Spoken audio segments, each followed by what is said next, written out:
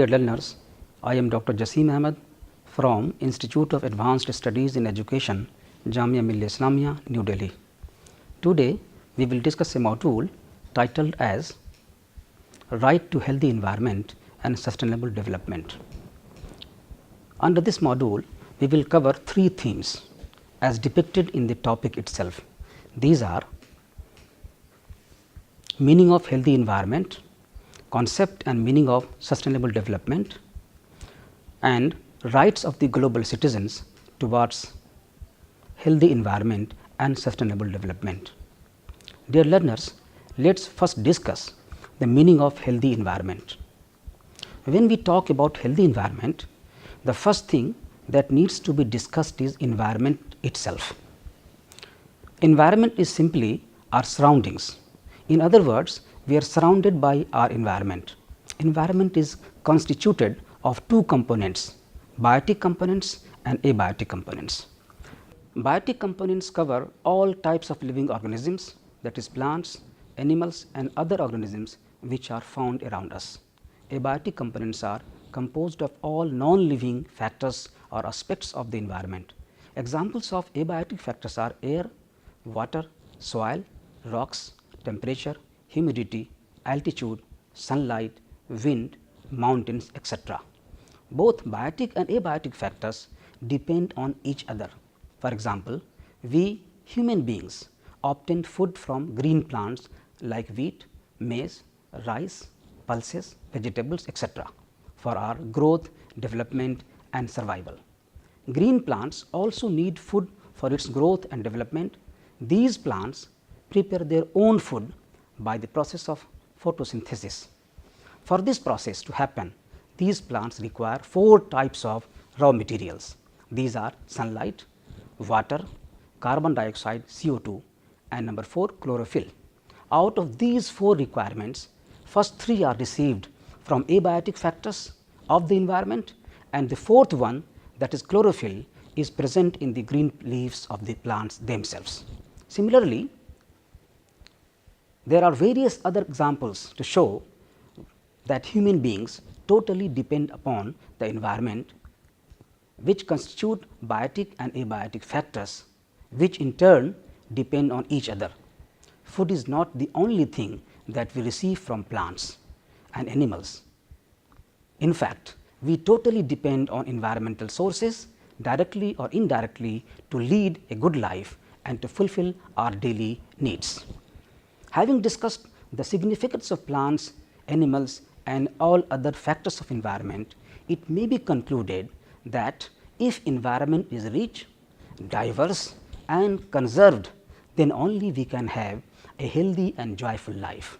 If any imbalance is created in the ecological system, it is bound to bounce back and harm our lives and disturb the existence of human on this earth. It may throw human beings into the net of various diseases and ailments, making our lives difficult and miserable. It is for these reasons that protection and enrichment of our environment becomes a necessity for our society and demands healthy environment and sustainable development as fundamental human rights, which is the major theme of this module. Let us discuss the concept and meaning of sustainable development. The concept of sustainable development is not a recent one. It is the foundation stone on which the environmental conservation movement is based. The concept of sustainable development is founded on three basic principles. These are number 1, creation and utilization of new resources, number 2, prevention and minimization of waste, and number 3, benefit to many and for many generations. Sustainable development emphasizes the need to view environmental protection and economic growth as mutually compatible objectives. No country can develop properly without providing a healthy environment with basic necessities of life to its citizens, otherwise development will not be sustainable. In reality, sustainable development seeks to maintain an acceptable rate of growth in per capita income without depleting the stocks of natural resources. Hence, conservation, resource recovery or recycling of material resources, pollution control and waste reduction and management are the main goals of sustainable development. This idea was very clearly depicted in the World Conservation Strategy of International Union for Conservation of Nature, that is IUCN, in 1980. It states development and conservation are equally necessary for our survival and for the discharge of our responsibilities as trustees of natural resources for the generation to come. The word trustees used by IUCN in the above statement itself reflects the responsibilities on the shoulder of every global citizens. As a global citizen, all of us are responsible to conserve and protect environmental resources, use them in most judicious manner and take care for the future generations. As we know, India is a country of farmers. Our economy is agrarian economy. We must not forget that several indigenous approaches have been used by our farmers for retaining the fertility of soil. For example, green manuring is the best example of their efforts of living sustainably. Contrary to this, the modern agriculture system uses heavy doses of fossil energy and chemical fertilizers like urea, phosphate, potash, etc., which in turn releases massive amount of chemicals and organic residues to the surrounding environment, resulting into the loss of soil fertility and environmental degradation. The United Nations World Commission of Environment and Development published its report titled as Our Common Future in 1987, which is commonly known as the Brundtland Report. It focuses on the one central theme, that is sustainability. It states many present development trends leave increasing numbers of people poor and vulnerable and at the same time degrade the natural environment. Man requires new, more ecologically sustainable and socially just approaches to development. Many of these approaches are not new, as discussed earlier, have been practiced by indigenous people in many parts of the world for thousands of years.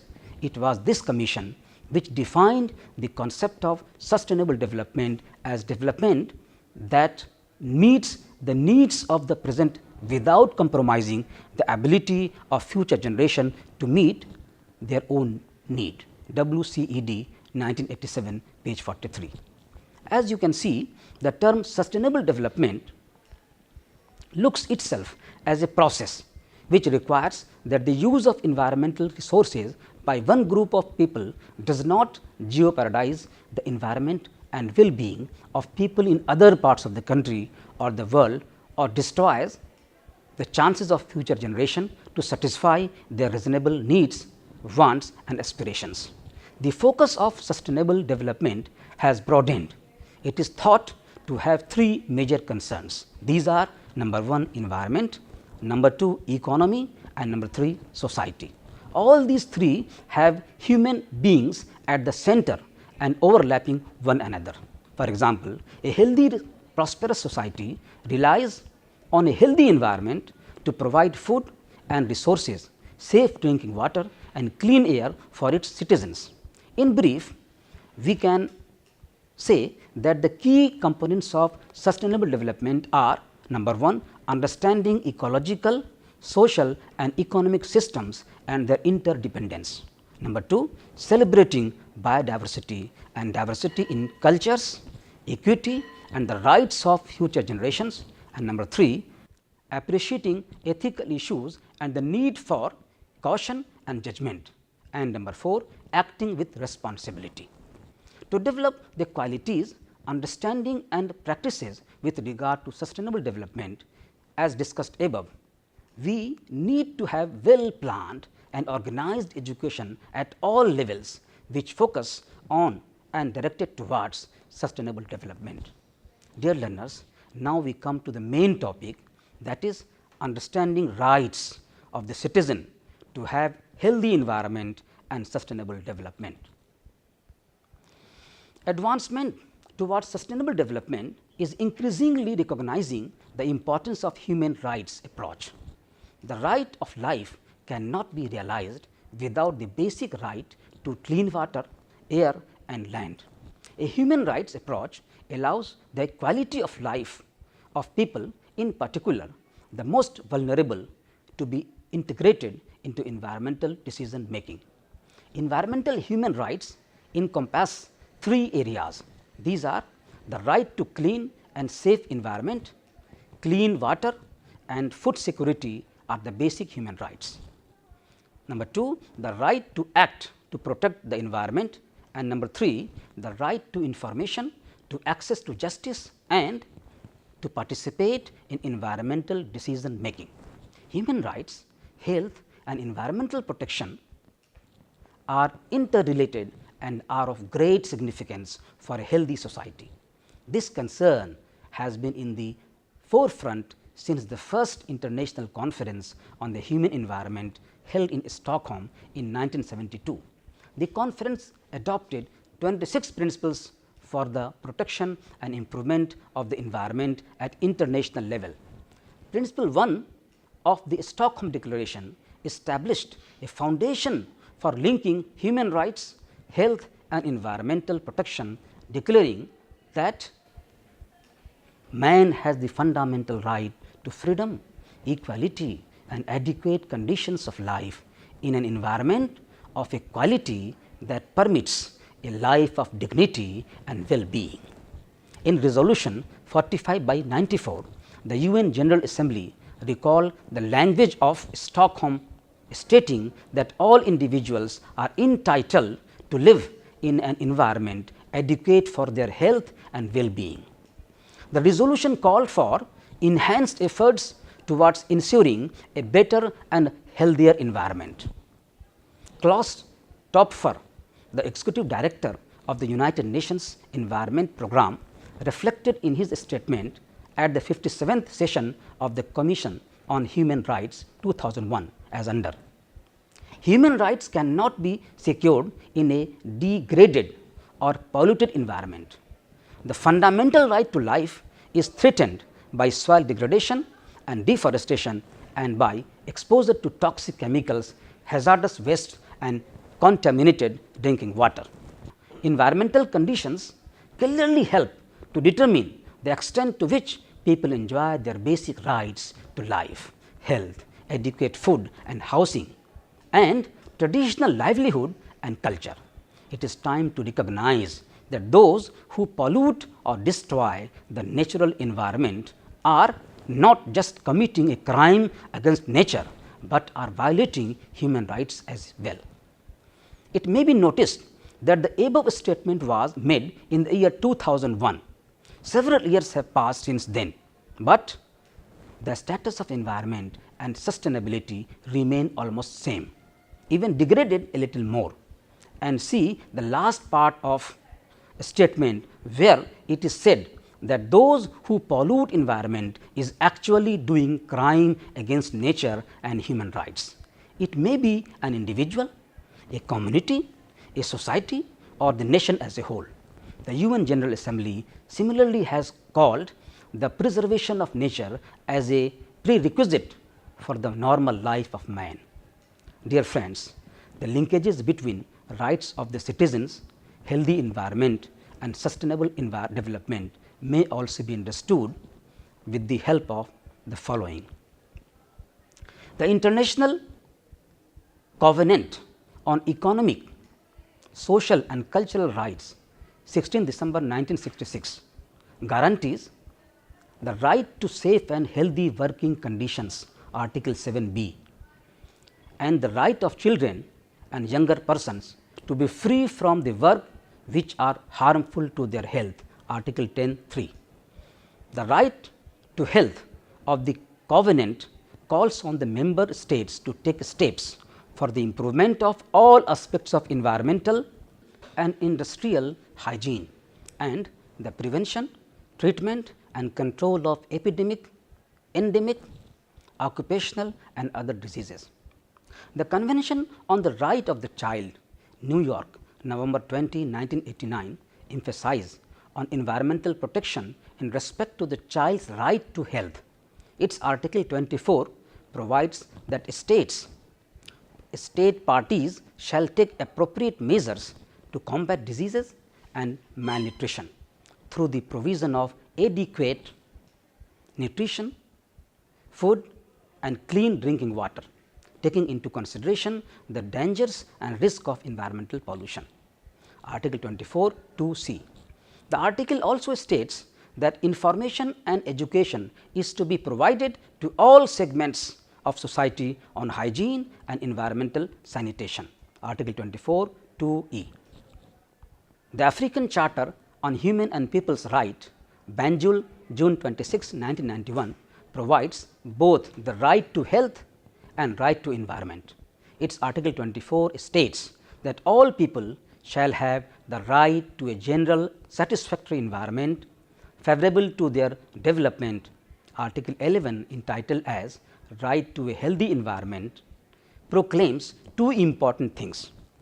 Number 1, everyone shall have the right to live in a healthy environment, to have access to basic public services, and number 2, the member states shall promote the protection, preservation and improvement of the environment. The most famous summit on environment, popularly known as Earth Summit or the United Nations Conference on Environment and Development UNCED, was held at Rio de Janeiro, Brazil in 1992. It brought home the reality of global commons, an urgent need to arrive at a global understanding to protect these shared resources, and was an important milestone in defining the concept of sustainable development. The summit came out with Agenda 21, which in effect was a plan of action for the 21st century. The main features of the Rio Declaration are: number 1, in harmony with nature, the human beings are entitled to a healthy, productive life. Number 2, it is the responsibility of the states to see that their developmental activities and environmental policies do not cause damage to other states and nations. Number 3, all states shall cooperate in eradication of poverty to ensure sustainable development and to promote standard of living. Number 4, peace, development and environmental protection are independent and indivisible. Number 5, a state shall enact effective environmental legislations and shall maintain environmental standards. The most important program areas under Agenda 21 through which the objective was to achieve were: A, reorienting education towards sustainable development; B, increasing public awareness; and C, promoting training. Draft Principles on Human Rights and the Environment 1994, a special rapporteur's report to the UNCHR states: number 1, human rights and ecologically sound environment, sustainable development and peace are interdependent and indivisible. Number 2, all persons have the right to a secure, healthy and ecologically sound environment. This right and other human rights, including civil, cultural, economic, political and social rights, are universal, interdependent and indivisible. And the next one, all persons have the right to freedom from pollution, environmental degradation and activities that adversely affect the environment, threaten life, health, livelihood, well-being or sustainable development within, across or outside national boundaries. Kyoto Conference and Pact on Global Warming 1997. World Conference at Kyoto, Japan signed a historic accord towards mandatory cuts in the emission of 6 greenhouse gases by industrialized countries in the next millennium to save the planet from potentially devastating global warming and related issues. The Protocol on Water and Health to the Helsinki Water Courses Convention adopted in London on June 17, 1999 states that water is essential to sustain life and that water quality and quantity must be assured to meet basic human needs. A prerequisite both for improved health and for sustainable development. The general provision include an obligation for parties to take all appropriate steps to ensure adequate supplies of wholesome drinking water free from danger to human health. According to UN Committee on Economics, Social and Cultural Rights UNCESCR 2000 para 37, the right to healthy environment requires states to undertake actions that create, maintain and restore the health of the environment. Dear learners, in achieving the targets discussed above, we need to tackle some challenges, and these are: number 1, to recognize the need for a strong global commitment to environmental rights as an essential element in efforts to realize sustainable development. Number 2, garnering support in discussion at World Summit on Sustainable Development, that is WSSD, on the negotiation of a UN Convention on Sustainable Development and Human Rights, and engage in dialogue with civil society and other government on what this should entail. Number 3, emphasize that the rights based approach founded on principles of equity is central to sustainable development and provides an important means by which to counter the negative impacts of economic and social globalization. And number 4, making governments and the civil society follow environmental ethics in all affairs, be it at personal level, family level, society level, state level, national level and at international level. Dear friends, so today we have discussed about the meaning of healthy environment, meaning of sustainable development and the rights of the citizens to have healthy environment and sustainable development. Hope you must have understood the themes discussed and you will contribute in this direction in the capacity of a teacher or teacher educator. Thank you very much.